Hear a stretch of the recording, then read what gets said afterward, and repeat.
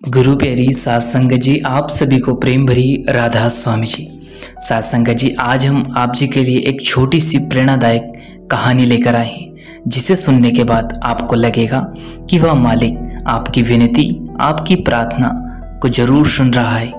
बस कहीं अगर दर्शन नहीं दे पा रहा है तो इसकी वजह यह है कि वहाँ जो आपकी विनती और आपकी प्रार्थना, या यूं कह लो कि आपका जो भजन सुमरन है, उसमें उस मालिक को बहुत आनंद आ रहा है और वह उसे सुनने के लिए इंतज़ार कर रहा है, ताकि वह आपकी पूरी प्रार्थना, आपका पूरी जो विनती और आपका जो भजन सुमरन है उसे सुनकर बहुत ही आनंद ले रहा है और एक दिन आपके अंतर मन में जरूर दर्शन देगा।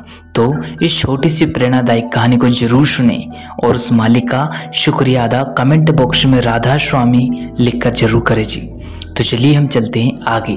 सात संगत जी, यहाँ एक छोटी सी प्रेरणादायक कहानी है। यह एक ऐसे भाई की है जो कि उसके घर के सामने एक भिखारी आता है और वह रोटी मांगता है, लेकिन उस भाई की धर्म पत्नी जो अर्धांगिनी है वह उसे रोटी नहीं देती, जबकि रोटी उसके हाथ में ही रखी रहती है। लेकिन वह जो भजन गा रहा था वह इतना जीवित भजन था कि उसे सुनने के बाद ऐसा आनंद आने लगा उस बहन को कि वह हाथ में रखी रोटी भी भूल गई और उसका भजन सुनने लगी, उसमें आनंद आने लगा।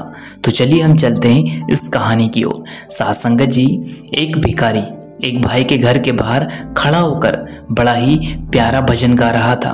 उस भजन में ऐसे वचन थे जो सीधे रूह को टच कर रहे थे और वह भजन गाते गाते उसके बदले में रोटी खाने को मांग रहा था।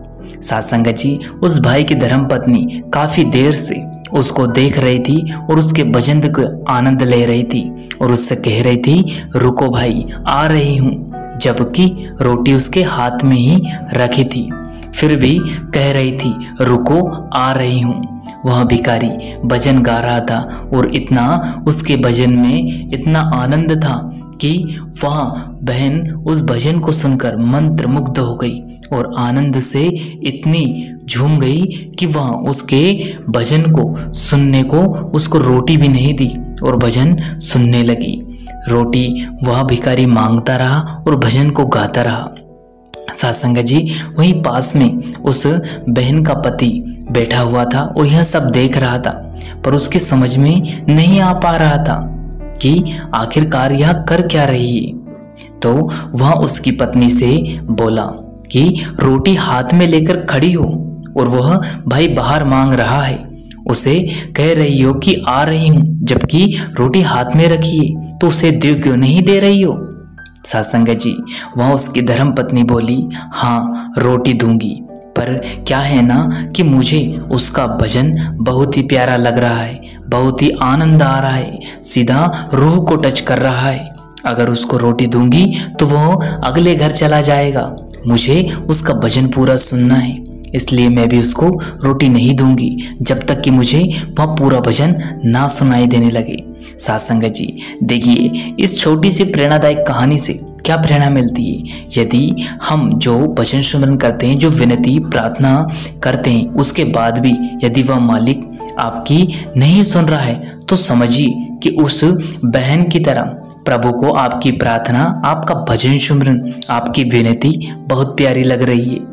इसलिए इंतजार करो और भजन सुमरन करते रहो। वह मालिक जरूर दया मेहर करके हमें उस मालिक का दीदार और उस मालिक की वह मीठी धुन को जरूर हमारे अंतर मन में प्रकट करके हमें उसका लाभ देगा जी।